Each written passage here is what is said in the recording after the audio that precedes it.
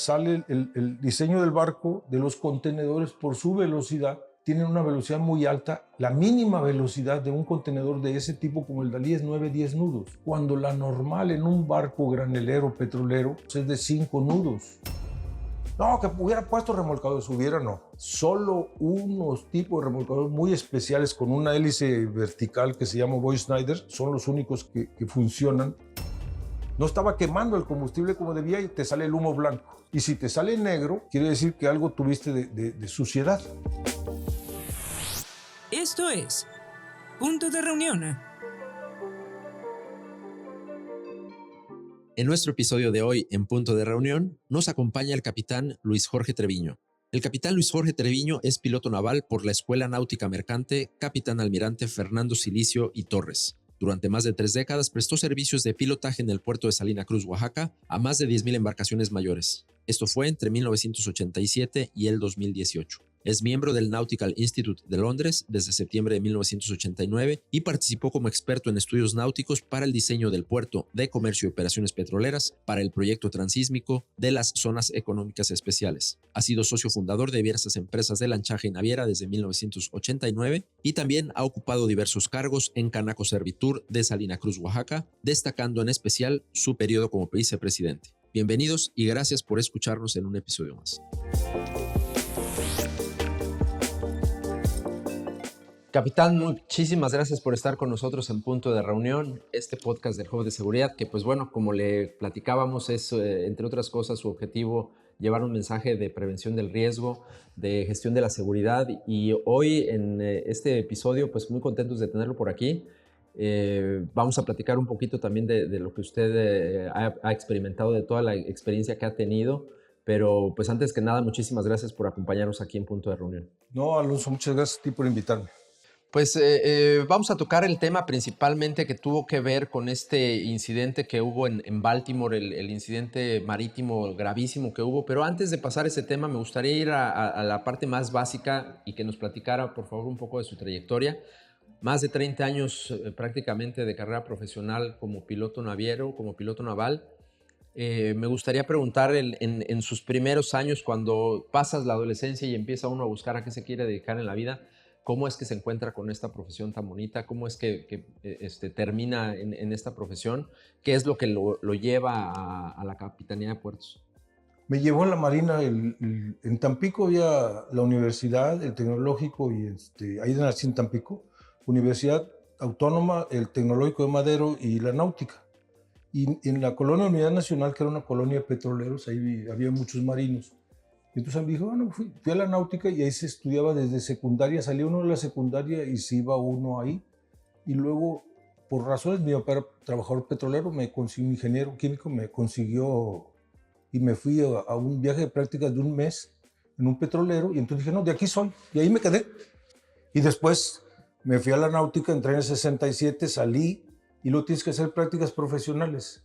Y luego regresé porque en ese momento había muchos cambios, me examiné y me fui a navegar un poco en Pemex y luego regresé de ahí y vi que faltaba algo y me invitaron a ser profesor de la escuela náutica. En aquella época había profesores de tiempo completo cuando reformaron toda la educación náutica y ahí estuve algunos años. Después dije, bueno, ya está, y me fui de capitán a la pesca, fui a pescar. Cuando había convenios de pesca con Estados Unidos, pescábamos en las aguas de los Estados Unidos con unos pesqueros, con un convenio con España, una sociedad, no era un convenio, era una sociedad española mexicana con los grupos de Monterrey y fuimos a pescar en todos Estados Unidos, desde Cabo Hatteras hasta cerca de Canadá. Y entonces después de ahí ya se terminó la pesca, se terminó el convenio por unos problemas con el petróleo mexicano y cancelaron el convenio, ya no dejaban pescar. Y regresé y luego me fui a navegar en una empresa extranjera. Navegué como cerca de 5 años en una empresa multinacional del Caribe. Llevábamos carga de Estados Unidos, México al Caribe, que era Venezuela, Jamaica, Cuba, ¿no? Y luego a veces la otra ruta que teníamos era Nueva Orleans, Puerto Arturo, Houston, cargábamos combustible en Veracruz, luego íbamos a Guatemala, Honduras, Costa Rica, costa atlántica, y luego cruzamos el canal Salvador, o sea, Nicaragua, Salvador, y ahí cargábamos café hace 40 años para Estados Unidos. En aquella época empezaban, los sacos eran como de 70 kilos, no sé si ya los hayan cambiado un poco más ligeros, pero se llevaban, no sé, se llevaban 7, 8 sacos, 10 sacos o 14 sacos y era muy lenta la carga antes de los contenedores. Entonces, después de ahí me fui un rato. Cuando empezaron los simuladores de radar, estuve trabajando un año ahí en la náutica otra vez de simuladores, y luego, como no me gustaba ya la academia, me fui de capitán con una empresa. Tuve un rato en el petróleo, en una cosa muy interesante que se nos olvida, que por ejemplo en un barco de 5,000 toneladas llevábamos combustóleo de Minatitlán a Campeche, pero un barco especializado. Llevábamos 5,000 toneladas y hacíamos un viaje a la semana, 20,000 toneladas al mes. Hizo en pipas, todas, no dañan la carretera. Y entramos hasta el muelle. Y después de ahí me invitaron la gente transportábamos granos de Nueva Orleans a Tampico en cantidades serias, ¿eh? Hacíamos como 3 viajes al mes o 4. Metíamos 60, 80,000 toneladas de granos a una terminal especializada ahí en Tampico. Después de ahí se me ocurrió, terminé esa parte y me invitó un amigo que ya falleció, el capitán Bazán Carballo, de capitán de puerto. Desde entonces cada vez que me hablan de la función pública me salen ronchas. Un mes tuve capitán de puerto en Tuxpan y no lo vuelvo. La función pública y yo no nos llevamos. Entonces le de ahí... tiene que tener gusto a eso también, sí. No, es que Alonso es un excelente administrador de empresas de seguridad.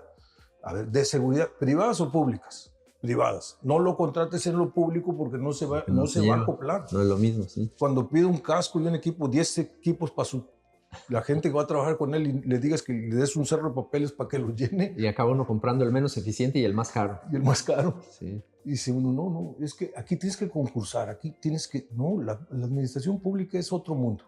Claro. Entonces de ahí me fui, en ese lapso que entraba a la Capitanía de Puerto, me fui a hacer un trabajo de asesoría para un trailero de Sonora, que luego no conocemos esto. Ese trailero tenía muchas pipas de petróleo y ganó el concurso del asfalto para hacer la supercarretera actual desde Los Mochis a Culiacán. Dicen, ¿cómo le vas a hacer si concursaste más barato? Contrató un barco en Nueva York, lo tripuló y traía el petróleo, el asfalto lo llevaba de Madero a Topolobampo, ahí contrató un tanque, lo almacenaba y luego en las pipas nomás el pedacito corto lo iba llevando conforme iban construyendo la carretera. Entonces nos olvida que transportes eso. Y de ahí fue cuando me mandó a Salina Cruz, porque los barcos cargaban después asfalto y petróleo en Salina Cruz. Y ahí me quedé y él me dijo, no, aquí hay una clase práctica, está esperando para irme a Dos Bocas. Y me dijo mi amigo, no, mira, quédate ahí porque aquí no, los prácticos no se quieren retirar. Bueno, y ahí me quedé 31 años. Y luego la gente dice, Salina Cruz manejaban un mundo de petróleo. Era la refinería más eficiente de todo el país, más productiva. Entonces teníamos barcos donde toda la vida estuvo descuidado fue en la carga. Y Salina Cruz llegó a ser el primer puerto, el puerto que más contenedores movía en 1995. De ahí para acá... El boom del comercio internacional en México empezó en la década de los 90s. No. ¿Y se incrementó después o desde antes? No, es que se nos pierde. Hay una cajita musical, que yo le llamo la cajita musical, que la hizo un ingeniero del MIT, la diseñó. Okay. Pero como buen ingeniero, así como luego algunos profesionistas son puras teorías, ¿sí? Llevarla a la vida real. La llevó un trailero que se llamaba Malcolm McLean y le hizo en cajas. Ahora se le andaban volteando los barcos hasta que la hizo y ahora miren con lo que es. Ahora justo a tiempo y se les olvidan algunas cosas, como que Dios no les dio permiso para andar navegando con ciertas olas y se les atoran los barcos. Sí, esa caja revolucionó todo en el 70. Cuando esas cajas llegaron, México tenía unos barcos y había que poner la caja en el fondo, ¿no? Y tenía unos agujeros que actuales se ponían unos esquineros, 4 esquineros. A ver, Jorge, 4, sigue el que sigue. Y luego tenías que subir una escalera y trabarlos, como en la actualidad, pero no había celdas. Esas salieron después. Entonces los barcos llevaban 700, 800 cajas. Y empezó y se empezó a desarrollar. México, aquí se nos olvida, pero México llegó a tener la empresa naviera número 12 del mundo.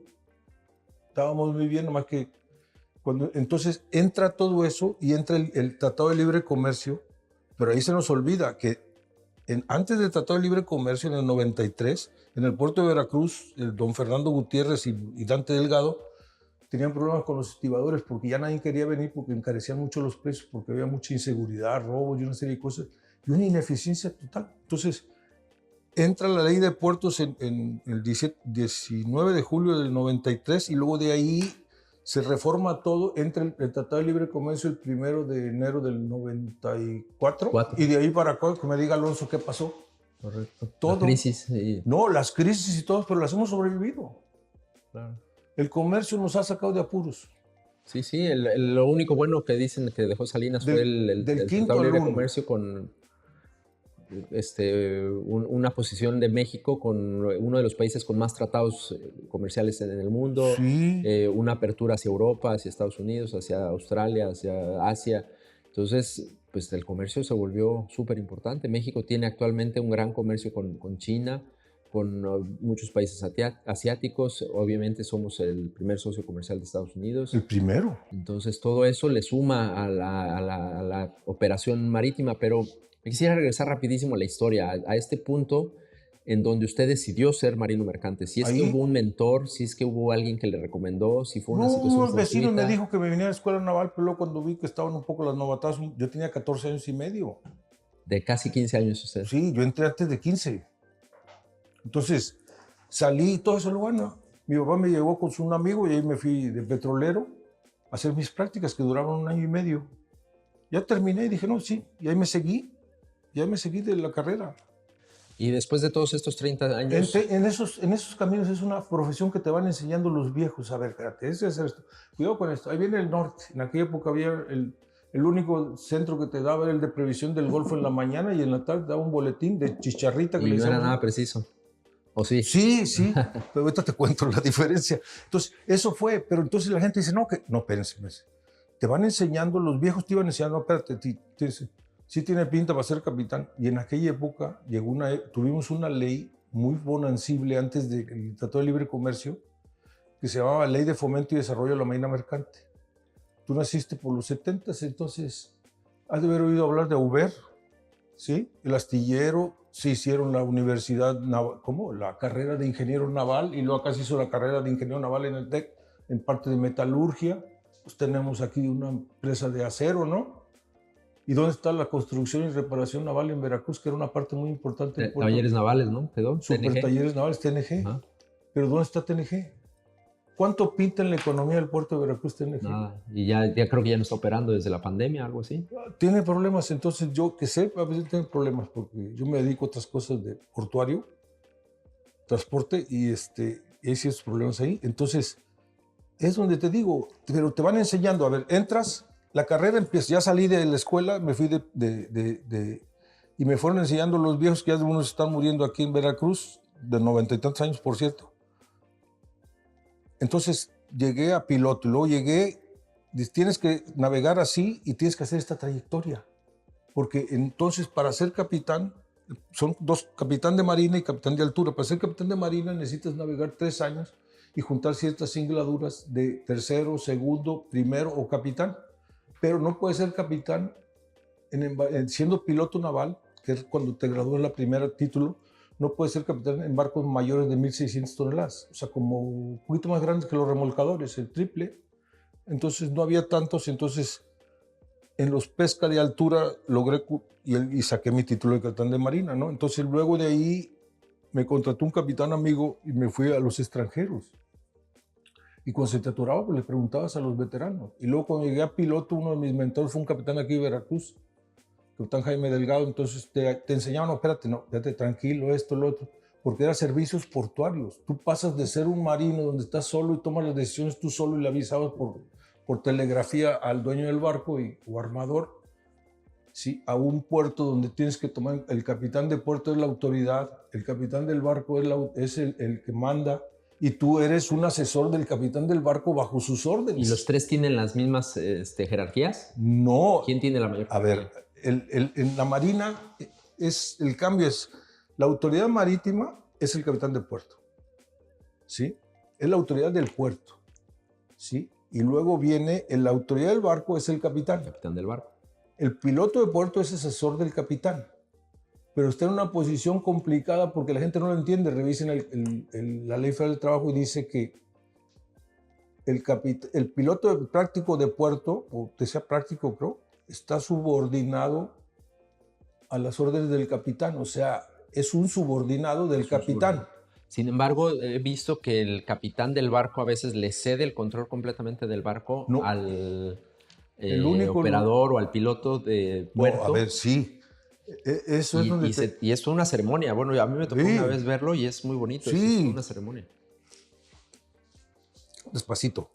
Mira, entonces tú llegas al barco y tienes una serie de convenios internacionales, entonces bueno, y las leyes nacionales, ya bueno, vas a entrar a Veracruz, perfecto. Llegas al barco, te dice, bueno, tengo el barco carrero, te dan una hojita que dice Pilot Car, la hoja del piloto, es largo, ancho, o sea, eslora, manga, puntal, tonelaje, la máquina se mueve así, tiene una máquina, tiene dos máquinas, tiene un propulsor en proa, y en 1 o 2 minutos dice, bueno, esto es todo esto, piloto, ¿cómo va a ser la maniobra? Así, así, vamos a atracar por la banda de estribor, necesito que tengas esto, si vas a poner un carro, así, ta. Y ya entras tú y dices, vamos a entrar a tanto de velocidad y todo el calado que traes, porque es la parte que sume y todo. Y ya esa parte, normalmente. Pero como en los puertos siempre hay otra condición que luego no toman en cuenta, esa es la del tiempo. El reglamento del servicio de pilotaje desde los años que yo recuerdo, debe haber sido como los 60s, dice, bueno, viene de la ley de la que será, ¿cómo se llama? La ley de vías de ¿Algún tratado internacional? no, de la ley era la ley de vías generales de comunicación, Alonso. Okay. Ahí decía que el piloto de puerto es un empleado del barco y está sujeto al capitán, pero si considera que las condiciones, decía en el 1943 que si las condiciones del clima no eran favorables para hacer la maniobra con seguridad para la embarcación, la lancha del piloto y la tripulación, cancelaba y le avisaba al capitán de puerto y era cuando se cerraba el puerto. Porque decía, en las leyes viejas decían que a ti te pagaba el barco y era subordinado del capitán, pero que el puerto era de la nación y entonces tú tenías que avisarle al capitán de puerto que si trataba de hacer la maniobra ibas a tener un accidente que podía cerrar el puerto, entonces decía el capitán de puerto, no la hagas, vente y hazme un reporte, y ya se hacía un reporte y ya. Ahí podía priorizar ese consejo. Entonces te decían, a ver, si yo te pago, ¿por qué vas de chismoso con el capitán de puerto a decir que no pudiste hacer la maniobra? Porque no te puedo sacar porque no hay condiciones y podemos tener un accidente. Claro. Esa es la parte que no se entiende bien. El piloto de puerto está bajo las órdenes del capitán, pero también tienes que avisar, si las condiciones no son favorables, le tienes que avisar, no son favorables, el remolcado, hay marejada, hay esto, no hay seguridad para la tripulación que va a participar en la maniobra, ni para el barco, ni para el puerto. Entonces el capitán de puerto me dice, bueno, se cierra el puerto, ya no lo metas, adiós, o no lo saques. Entonces ese dualidad, pues, a ver, a ti te paga el barco, aunque sea extranjero, te paga una cantidad que fije el gobierno, pero tú, si consideras que el barco, como en el accidente del Dalí, si tú le ves que está fallando el barco, tu obligación por ley es decirle, no te saco porque tienes esta falla. O sea, tú pruebas el timón, oye, ese timón no está dando los tiempos que tiene que dar, por lo tanto, oye, Capi, yo te pago, sí, pero tú no cumples con la ley y yo no te puedo prestar el servicio. No te debo prestar el servicio. Y te sales y ahí nos vemos. Haces tu reporte y ya luego te mandan a revisar. En todos estos años, entre la parte teórica que ha vivido y que siguen teniendo capacitaciones, estudios, etcétera, la parte práctica, que ya es los más de 10,000 embarcaciones estacionadas que tiene y todas las horas de navegación, y quizás una parte adicional que es el entrenamiento, que se hace bajo situaciones controladas, pero que es un entrenamiento práctico, ¿no? Es semiteórico, semipráctico. Pero entre todo eso, digamos, ¿en dónde es en donde ha aprendido más? Me imagino que en la práctica, pero las regulaciones y demás, pues también se aprenden en el aula, ¿no? Entonces quisiera ver cómo enfrentar al riesgo, con capacitación, con horas de vuelo, ¿cómo? No, sí, exactamente. Es que tú sales de la escuela como pilotín o aspirante a máquina. Y ahí tenemos un convenio que se llama Convenio de Formación y Titulación de la Gente de Mar. Contra el título que tengas, tú puedes ser médico mexicano. Aquí tú tienes un convenio de conocimientos mínimos a nivel internacional. En México ese convenio lo tienes en las náuticas, pero está adaptado a la SEP. A ver, tú vas a pedir un título de ingeniero y un título de piloto naval y de maquinista naval, pero tienes que cumplir con los créditos mexicanos que se requieren para ser ingeniero, ¿no? Entonces, a nosotros nos regula la OMI y la SEP.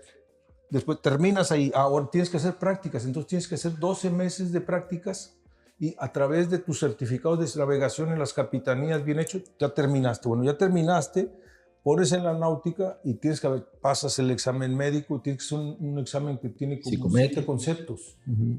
Todos son electrónicos y grabados. Entonces ya terminaste, bueno, ya demuestras que tienes la capacidad, se te expide un título. Entonces del título de maquinista naval al de primer maquinista o de piloto naval a capitán de marina, dice, ahora tienes que chutar 3 años. Y en el intermedio, si salen, a ver, ¿a dónde vas? No, pues voy a ir a manejar containeros. Tienes que tomar estos cursos, porque si no, voy a ir a manejar graneleros, no, tienes que tomar estos cursos. Voy a ir a manejar petroleros, tienes que tomar estos cursos. Todo es capacitación y aún así tenemos accidentes. Exactamente, para allá iba mi pregunta. Todo es capacitación. Aún así, después de todas esas horas de experimentación y de capacitación, entrenamiento, certificaciones y demás, aún así hay accidentes. Y ahora sí, para entrar en materia al caso que sucedió este año en Baltimore, un accidente insólito, algo difícil de creer, sobre todo por las regulaciones, los controles, los sensores, los monitores que tienen en Estados Unidos. Y pues bueno, pues este incidente hasta cierto punto rarísimo, inesperado, y que puso en jaque a mucha gente, investigadores, incluso ahora que analizan el caso, ¿no? Sí. Concretamente, pues bueno, la tragedia sucede el 26 de marzo pasado, y pues nos gustaría, estoy seguro, a los guardavidas, a nuestro auditorio, escuchar un poquito del tema desde su punto de vista, desde la experiencia que usted tiene. Los accidentes suceden porque, como te digo, tú tienes prácticas, a ver, ya está. Primeros auxilios. A medio océano, tú eres el piloto naval, primero, segundo, o sea, tercero, segundo. O eres el primer oficial o el capitán. Son 4. Perfecto. A medio océano, tú no tienes médico. Entonces te dan un curso de primeros auxilios. Se te atora, ahora ya agarras el radioteléfono y le hablas al médico y te contesta un médico en inglés y ya mídele esto, mídele el otro, ponle esto, ponle el otro, ve la pupila. Entonces, esos cursos son los que te dan y que te pueden ser que te salve alguna gente, ¿no? Si no, dice, acérquese a tal lado y ahí le va a recoger un helicóptero por esto. Entonces, capacitación de primeros auxilios. Bueno, te digo que vas a contenedores o vas a un carrero, vas a transportar mercancía peligrosa, rodada. No es lo mismo mercancía peligrosa que mercancía peligrosa rodada. Entonces, todo eso va siendo capacitación, capacitación, capacitación. Pero tienes un procedimiento de mejora continua que es, a ver, la investigación del accidente se llama Código Internacional para la Investigación de Accidentes que te dije. La primera regla es, investigas el accidente para ver qué parte del procedimiento falló. Para salir de puerto, el SOLAS, que es el Convenio Marco de Seguridad de la Vida Humana en el Mar, dice, a ver, el capítulo 3, Seguridad de la Navegación, aviéntatelo, a ver. Tienes que hacer todas estas pruebas para antes de salir. Pruebas el generador, pruebas esto, pruebas el timón, la máquina, la arrancas ahí en el muelle avante, la arrancas atrás porque ya son automáticas, ya no son como antes, ya se controlan desde el puente. Oye, si arranca, si se mueve el timón, da menos de 28 segundos, con las 2 bombas de agua. No, tienes que hacer un checklist en el pilot, ya luego lo pones, lo firmas, ya, a ver, oficial, ya checaste, ya lo firma el capitán. El capitán no hace las pruebas, las hace el segundo oficial, entonces... ¿Ya checaste el timón? ¿Ya checaste esto? ¿Ya checaste la máquina? Sí. Sí oí los arrancones. Sí, perfecto. Arrancó bien, está. Entonces, tú hasta donde sales hiciste todo el procedimiento. Pero luego a la salida, con lo que pasó aquí, sale el diseño del barco, de los contenedores por su velocidad. Tienen una velocidad muy alta. La mínima velocidad de un contenedor de ese tipo como el Dalí es 9-10 nudos. Cuando la normal en un barco granelero, petrolero, o hasta los carreros es de 5 nudos. Iba al doble de velocidad. No, porque así es el diseño. Ok. O sea, Alonso pide un barco, yo quiero un barco que vaya a 23,000 contenedores. Ay, pam, pam, pam, pam. ¿Cuántos nudos? 23 nudos en alta mar. Te lo diseñan para eso. Pero dice, oye, llega algún ayudante y dice, oye, Alonso, pero en el mínimo vamos a entrar a Veracruz, el espacio no es tan grande y vamos a 10 nudos. Entonces, ahorita apenas andamos en eso. Entonces, hacen todas las pruebas, se desatraca, trae 2 pilotos por el tamaño, porque el canal es angosto. Entonces, correr 60 metros de un lado para otro y regresarte, pues ya tuviste un accidente porque a esas velocidades entonces meten Los dos, alcanzas muy rápido, sí. sí, un piloto en cada lado va y un oficial en proa y uno en popa, ya hacen toda la maniobra. O sea, en el muelle está así aproximadamente, ¿no? Aquí está el muelle de Baltimore, ¿no? Entonces lo desatracan, sale hacia el norte, da una vuelta de 180 grados y entra al canal de navegación del Delaware para salir. Ya para salir. Sí, pero ya cuando, o sea, dicen, no, que ponle remolcadores. Los remolcadores, como te dije en el manual, en el simulador, en Europa está prohibido que un remolcador se ponga perpendicular a más de 5 nudos del barco. Y ahí van a 10. A 9, A 9. 9.2, 8.7 a 9.3. Entonces, no, que hubiera puesto remolcadores, no puede. Solo unos tipos de remolcadores muy especiales con una hélice vertical que se llama Boy Snyder son los únicos que funcionan para remolque siempre y cuando traigas un cabo por la popa. ¿Y cómo se tomaron entonces las decisiones? ¿Qué fue lo que No, pasó? entonces el barco estaba normal, así habían sido los barcos fueron creciendo y tú llegabas y atracabas, lo desatracabas con dos pilotos, uno en cada lado del socaire del puente de mando, y decías tú te desatracabas, llegabas a la vuelta, le dabas 180 grados, venías y le dabas velocidad y vas para afuera. Lo que pasa es que cuando dio de la vuelta, se llama hacia boga, 180 grados y entra al canal de navegación, se le para la máquina. Combustible sucio, si ven en el DC, se dice uno, cuando se te para la máquina es por combustible, hay dos volutas de humo, blanca o negra. Si se te tiras blanca, quiere decir que tus inyectores y tu sistema de combustible no estaba calibrado. No estaba quemando el combustible como debía y te sale el humo blanco. Por eso sale blanco. Y si te sale negro, quiere decir que algo tuviste de suciedad. Si es negro es sucio, si es blanco es mal calibrado. No se quemó el combustible. Y luego de remate hay otra cosa que no están tomando en cuenta.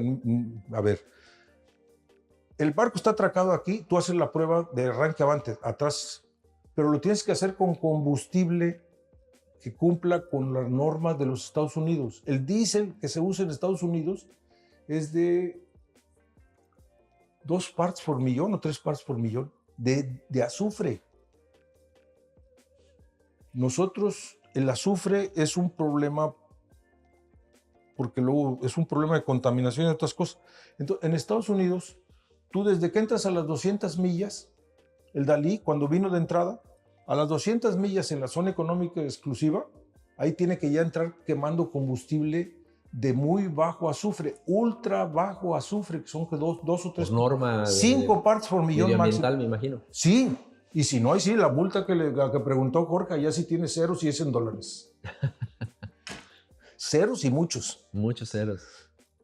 Tainted, palabra tainted es que te cambie tornasol el agua del puerto de Baltimore. Ahí se puede identificar. Y, pues, sí, nada más con que llegue el Coast Guard y te vea al lado tuyo, de tu barco, una mancha, tornasol de 1 metro cuadrado, hace años te dejaban caer una multita de $10,000. Más la limpieza. Por lo menos. Más la limpieza. Sí, sí. La multa entonces, era por contaminar. Pues bueno, quisiera entonces, seguir. Atracas, sales y dicen, bueno, ¿por qué se paró? Por combustible. ¿Pero por qué más? Ahora resulta que están diciendo que se paró, también están estudiando porque ese barco era contenedor, es contenedor, es portacontenedores, pero transporta muchos contenedores refrigerados.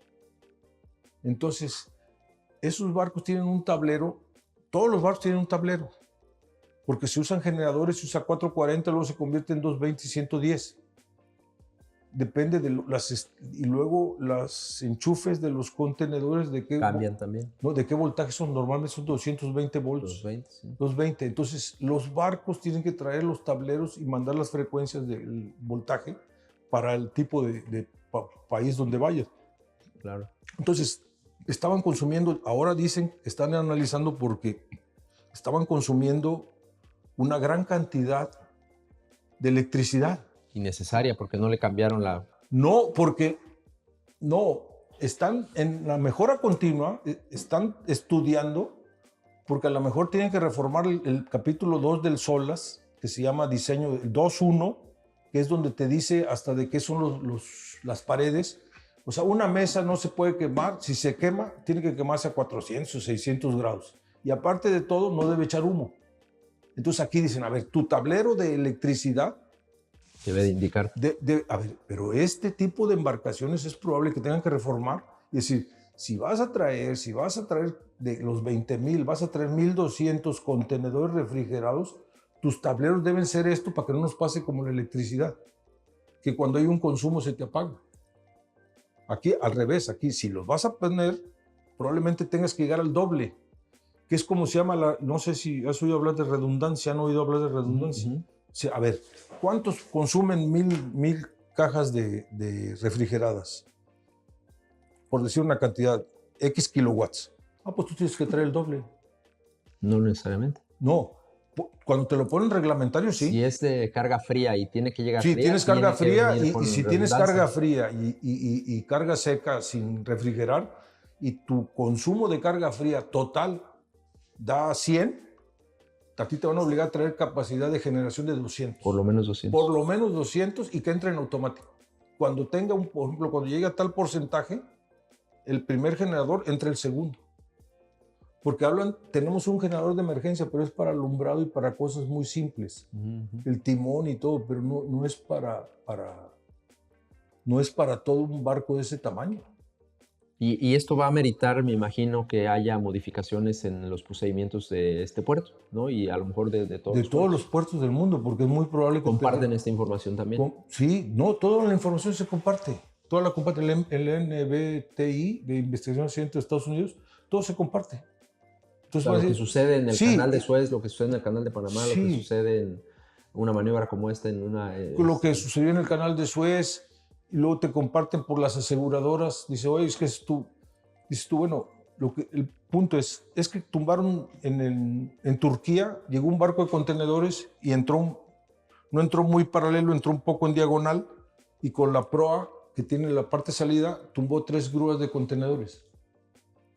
Ahí me quedé con lo que dijo Jorge. A ver. No tumbaste 3 grúas de contenedores. ¿En qué tiempo las repones? No, pues me llevo un año.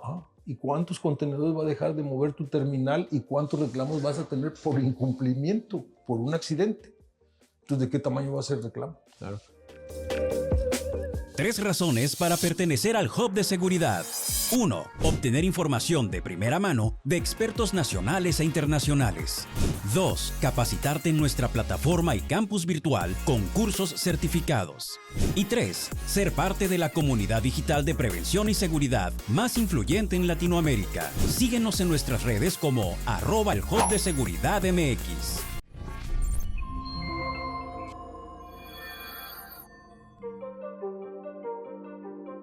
La marina mercante es una actividad centenaria, ¿no? Tiene más Sí. de 500 años o más de 600 años, Sí. no sé. Y todos estos años acumulados en aprendizaje hacen que se reduzcan los incidentes, porque evidentemente los que son marinos comparten sus prácticas, Sí. tienen este factor de viaje, que viajan por todo el mundo y conocen de muchas cosas, conocen a mucha gente de muchas culturas, desarrollan un conocimiento muy particular, y cuando lo acumulas en el tiempo, pues bueno, pues esto se vuelve una operación muy particular, muy singular de entre todas las operaciones de diferentes tipos que tenemos en el mundo. Y lo que quiero preguntarle es si después de todo este conocimiento acumulado y que ahora le sumamos la tecnología, inteligencia artificial, internet, mejora continua además, consideramos que cada vez va a haber menos accidentes, ¿no? Para el número de operaciones que hay, el número de accidentes es mínimo. Sin embargo, siguen pasando. Entonces aquí la pregunta concreta es, ¿algún día llegaremos a la panacea de 0 incidentes, de 0 accidentes? Yo creo que 0 accidentes no, pero sí podemos acercarnos a 0. Siempre y cuando... ¿Cómo? A ver, vamos. El comercio es un triángulo, ¿no? Capital, de veras, dinero, porque un barco cuesta mucho dinero. ¿Sí? Luego, pero ese barco trae poca tripulación, que es el capital, ¿cómo le llaman? Humano. Cada vez menos. Sí. Pero luego tienes la gobernanza. Llamémosle gobernanza porque es a nivel mundial, no, entonces la gobernanza internacional, SOLAS. ¿Quién te tiene que revisar que cumplas con el SOLAS? Si eres mexicano como yo y tú y los estamos... Gobierno, sí. No, hombre, aquí no pasa nada, de cuates es mi cuate Alonso. Nomás violamos la ley tantito. Entonces, ¿por A qué? mí no me digan que la ley es la ley. A mí no vengas con que la ley es la ley. Entonces, tienes tu triángulo y esto lleno tiene que estar lleno de confianza. O cuando menos una decente. Y en ese momento se va a reducir, porque mira, Alonso, si soy tu amigo y si ya no quieres ser mi amigo, me enseñó mi mentor veracruzano, pues no seas mi amigo. Pero tú estás violando la ley, no vas a salir de puerto hasta que no la arregles. Oye, capitán, ¿sabes que estoy perdiendo $1,000 por hora? ¿Por qué llegaste a eso y vas arriesgando a tu tripulación? Claro. ¿No? Ahora te haces la víctima, ¿no? No, no te quieres ser la víctima. ¿Por qué no cumplís con las normas? Tenías que haber cumplido. A ver, no, es que, a ver, el señor dice el convenio de formación y titulación de la gente, de guardia de la gente de mar, que no debe trabajar más de 8 horas solo en casos especiales. ¿Sí? Más de 8 horas, más 2 o 3 horas, 3 veces a la semana. No debes trabajar más de 9 horas extras a la semana. ¿A quién le toca ver que cumplas? Alonso y a Díaz Treviño, que son los dueños del negocio, ¿o no?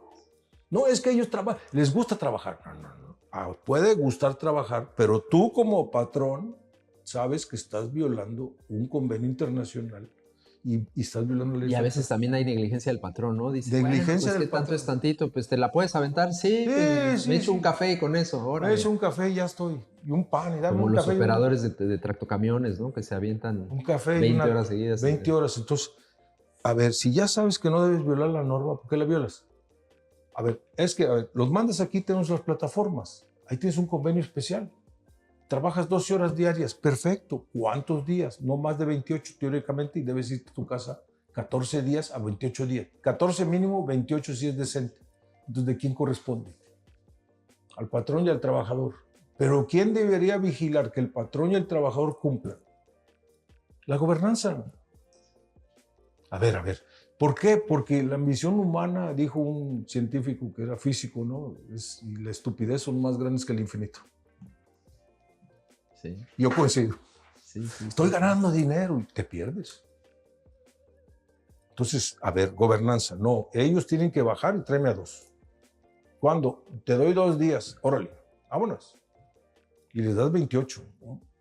Te enojas. No, yo no quiero ser tu amigo. Pues ya no seas mi amigo, Alonso, pero aquí cumples. La gobernanza es la que les tiene que obligar. El convenio es internacional. Pero ¿quién tiene que inspeccionar los barcos? La gobernanza, el gobierno.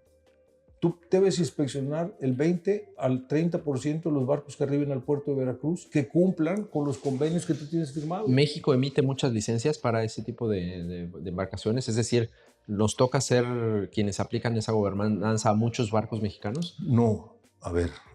Veracruz, según esa vez, la última vez que vi, había tenido como 1,600 barcos al año. El 10% son 160. El 20% son 300 o creo que eran 2,000. Vamos a cerrarlo en 2,000 barcos. El 20% son 400 barcos. Tienes que inspeccionar un barco diario. Te lleva a inspeccionar un barco, mandar a entrenar a un inspector bien entrenado te va a llevar como 8 horas. 5 horas entre ida y regreso, 8 horas. Entonces, con una persona puedes inspeccionar un barco diario. Si tienes que inspeccionar 360, 400, ya no te dio. Necesitas Ya tener no. 2. No, Al pero año. con 2 no te da. A lo mejor necesitas tener 3. 3 o 4, sí. ¿Sí? Entonces, ¿quién tiene que pagar eso? Tu gobierno. Tú debes tener. Por eso te digo, es otro mundo. La gobernanza y la administración pública es otro mundo. Para el año que entra, ¿cuánto necesitas para el año que entra para ponerlo en el presupuesto para que tengas en Veracruz 3 inspectores? En Tuxpan 1, en Coatzacoalcos 2. Y el tercer inspector de Veracruz puede ir a apoyar al de Tuxpan o al de Coatzacoalcos. O sea, pero ese es gobierno. No ¿Es nos una toca a nosotros. profesión demandada? ¿Sigue habiendo gente queriendo estudiar marina mercante? Sí, sigue siendo una profesión demandada porque normalmente pagan bien. Y no se va a acabar, ¿no? El comercio internacional marítimo va a ser por muchos años. Sí, pues digo, sí se cambia información, pero luego la gente no tenemos información. Hace falta intercambio de información. Yo he tenido aquí pláticas con doctoras en economía y la verdad es que muy notables, pero falta información. Por ejemplo, no se revisa la revista de Transporte Marítimo, que es del UNTAC, de las Naciones Unidas. Una vez creo que se llama todavía UNTAC. Entonces, cuando tú revisas y ves el PIB mundial, ha tenido así, no va así en recta, no va así. pero va hacia arriba. Con tendencia hacia arriba, sí. No tiene tendencia menor. De 1900, de que preguntaste, del 90 para acá, con los tratados va para arriba. Y las guerras van para abajo. ¿Y qué influencia tiene la industria marítima? La camisa, ya revisa tu componente, revisamos esto, revisamos todo lo demás. Todo está muy Importado por... Pues yo de broma les digo, si te quieres poner de nacionalista, te regalo una bandera y una Virgen de Guadalupe. Claro. ¿Cómo se llama? Una esfinge.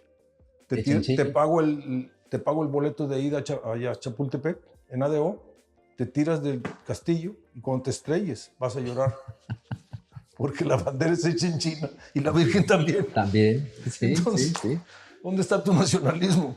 Y los tenis que traemos puestos. Tenis. Luego te ponen un empaste y no, pues lo hicieron aquí. Luego el otro... Algunos ingredientes de lo que nos comemos. Sí. Todo, sí. El comercio internacional es No, yo no como, no es cierto, no como maíz transgénico. ¿Comes huevos?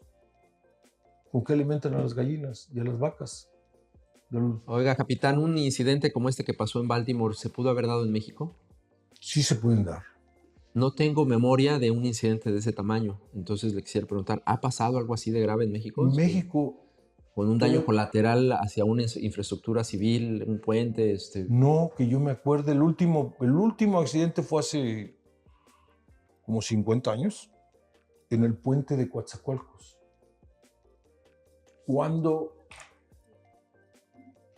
Lo que pasa es que no se recuerda. El puerto de Minatitlán se subía a cargar petróleo porque ahí estaba la refinería, desde muy viejo, desde principios del siglo XX.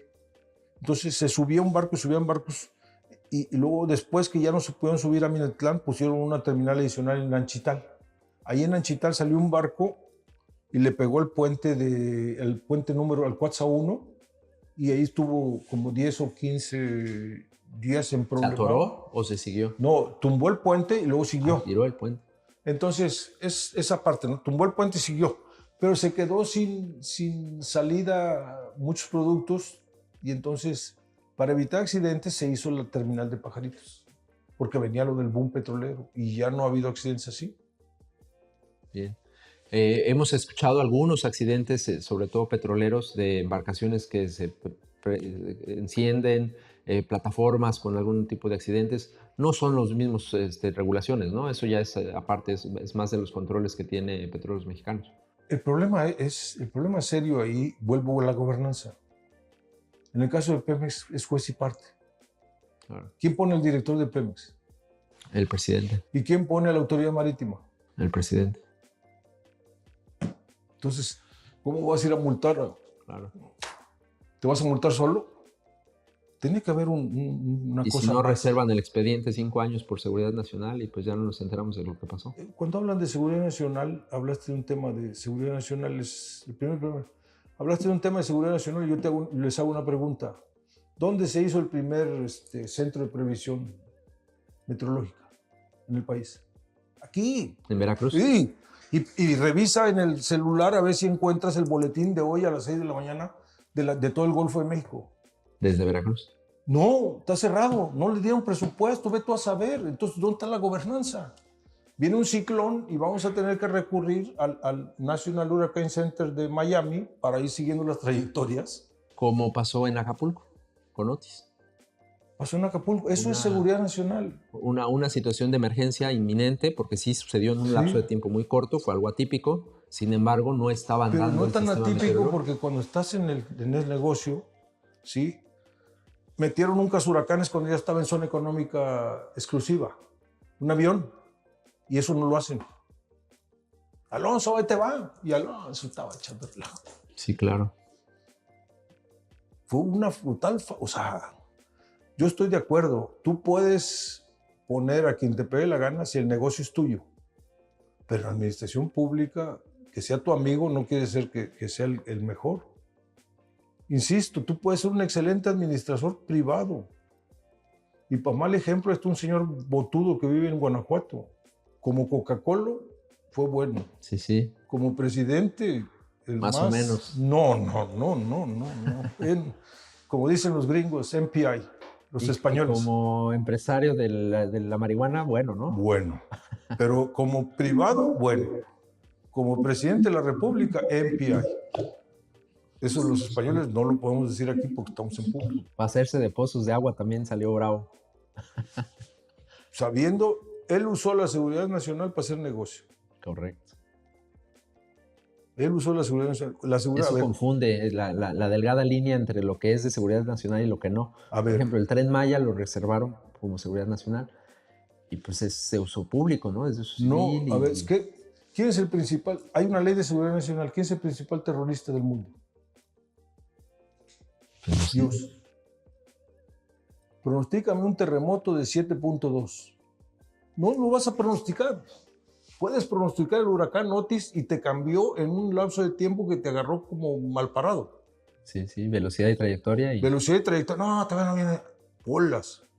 Entonces tú ya debías tener, cuando antes se tenía, tú mandabas, por ejemplo, como hubo un ciclón aquí hace 1 o 2 años que entró ahí por Papantla adelante. Se concentró, también entró como fuerza 3 y está. Cuando eso pasa, tú ya debes tener ahí todos los equipos de seguridad. A ver, Alonso, es seguridad. Tú, cuando pasen la trayectoria, tú ya debes tener cerquita las plantas esas de generadores de emergencia, la comida, los soldados con sus hospitales y todo, por si las cochinas dudas. No después. Prevención. Prevención. Tienes un centro de prevención del Golfo, tienes el de la Armada, tienes el de no sé quién, tienes el Servicio Meteorológico Nacional. El Servicio Meteorológico Nacional y el Centro de Previsión dependen del mismo, que no puedes tener como Estados Unidos uno solo. Allá nomás cuando hay huracanes, nomás el National Hurricane Center. Adiós. Y Capitán, vamos a hacer una pequeña pausa para que pasemos a una dinámica que nos gusta mucho. Es un paréntesis que hacemos para romper un poquito con la dinámica de la conversación y regresamos para cerrar nuestra charla. La dinámica se llama ping pong, entonces yo le voy a hacer el saque y usted me da al revés. Es una palabra, lo primero que se le ocurra, puede ser una palabra también, puede ser una frase, y lo tratamos de hacer pues lo más soltado posible. Entonces, ¿estamos listos? Sí. Ping pong. Perfecto. Primera palabra. México. México, primer socio comercial de Estados Unidos. Escuela náutica. Marinos, que somos muy poquitos. Seguridad.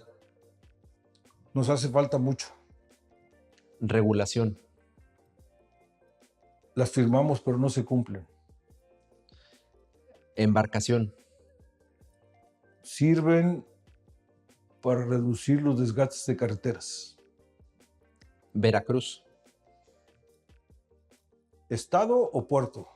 Puerto. Muy poco utilizado.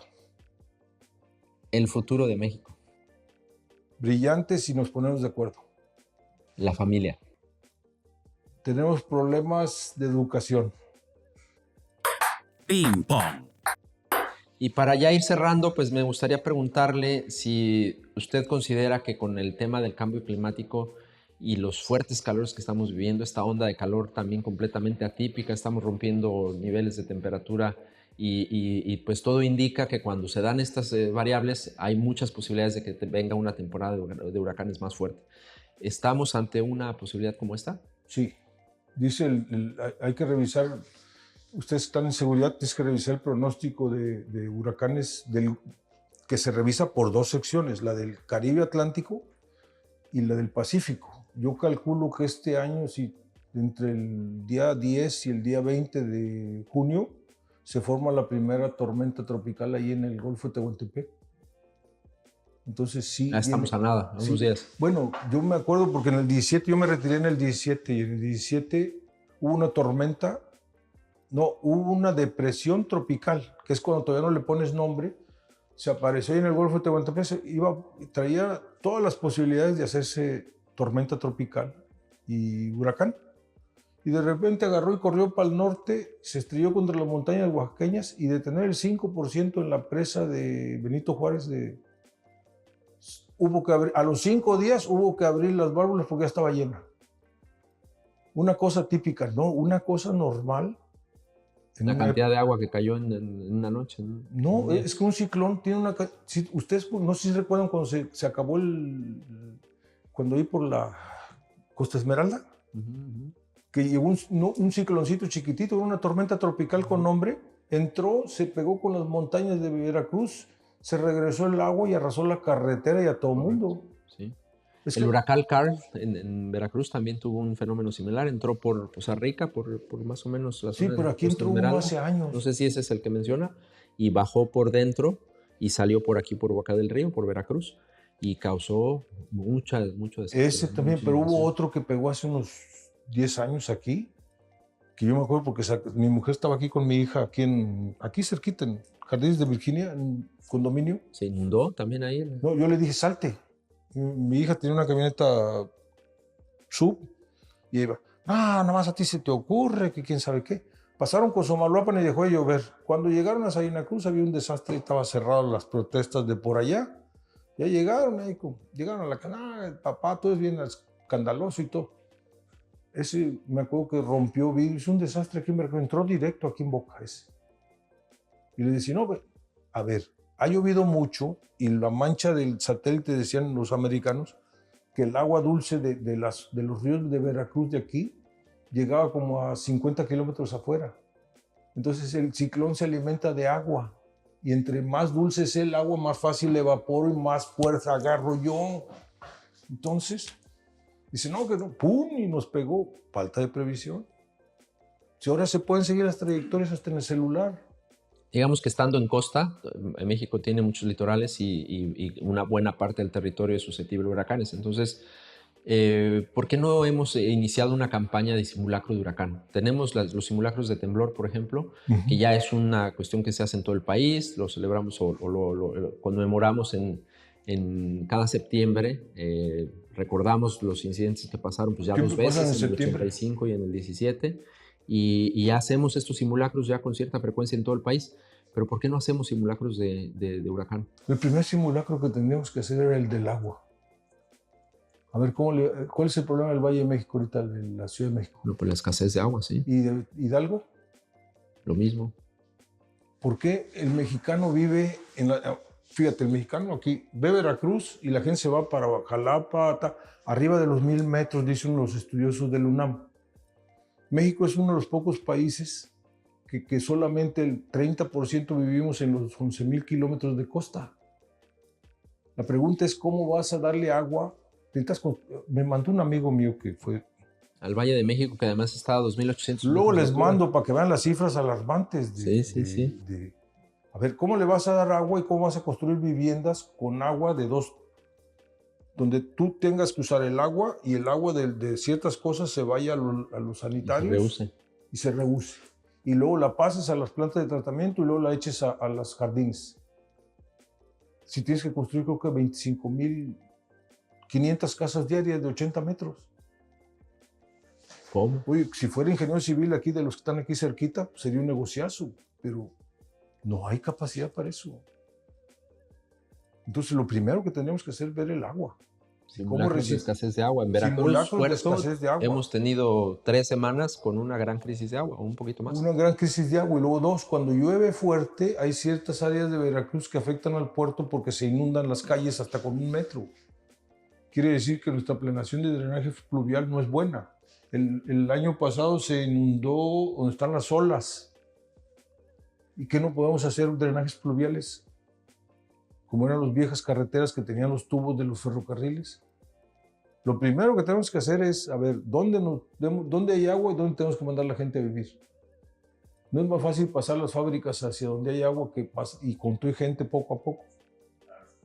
Esa era la idea del corredor transísmico antes de este sexenio.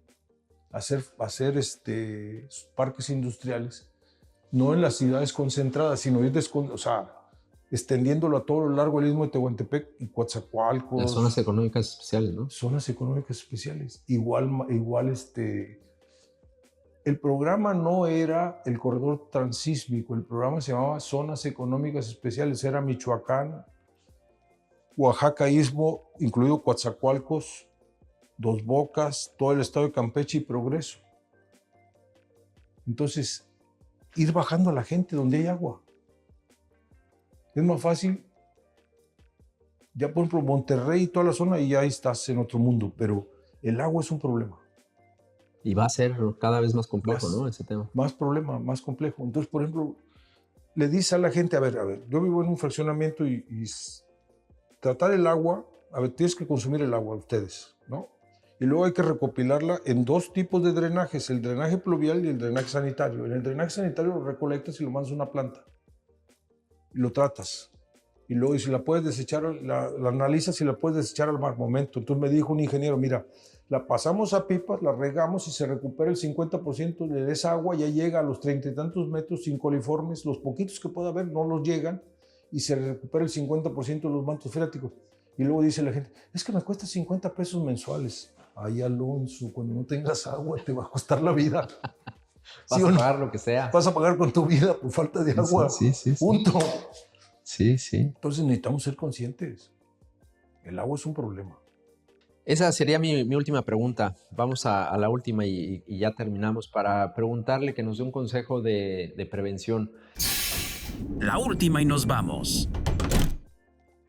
¿Qué tenemos que hacer como sociedad? ¿Qué nos toca como ciudadanía? ¿Cuál sería a lo mejor una recomendación práctica con la que pudiéramos de alguna manera resumir los 30 años de experiencia que tienes, o más de 30 años? Sé que es muy complicado porque a lo mejor en un solo consejo, pero para las nuevas generaciones, para los que nos escuchan, nuestros guardavidas, nuestra comunidad, ¿qué les diría? No dejes de prepararte. El mundo está cambiando y no dejes de prepararte. Acuérdate que no debes violar la primera regla. Tu primera regla es sobrevivir, sin accidentes. Si no, no llegas a viejo. Correcto. Muy bien, Y fabuloso. si sobrevives, que no seas lisiado. Así es, Sí, que tengas cicatrices, las vas a tener. así es. Todos las tenemos y no te enseño las piernas porque estoy machacado. Un principio básico de seguridad es muy similar a eso. Te dicen, Es primero sencillo. garantiza tu seguridad. Primero prepárate ¿no? para garantizar tu seguridad. En los aviones te dicen, primero ponte tú la mascarilla y después se la pones a tu familiar. Exactamente. En el ejército, el entrenamiento es primero garantiza tu seguridad, después ves la de tu compañero. Entonces sí, son principios de supervivencia que nos ayudan también a entender Igual. cómo es el trabajo, ¿no? El primero a ver, trabaja a ver. en ti y después pues... Pónganse en orden, porque si es que se está quemando, ponte en orden. ¿Qué te toca? Vete a la máquina, tú aquí, acá, y tú y yo vamos a combatir el incendio. Porque si ves que a tu segundo, se pone, hey, tú vete al puente y no, vente tú, tú ven, y tú ya con la manguera apagas el incendio. Pero tienes que controlar y poner el ejemplo. La gente no entiende, pero tú pones el ejemplo y la gente sigue con, no sé, la conducta humana Sí, es... la calma y el pánico se contagian. Se contagian, pero también la calma se contagia. Entonces, espérame, Sí. vente, ya ves, esto se apaga así con agua.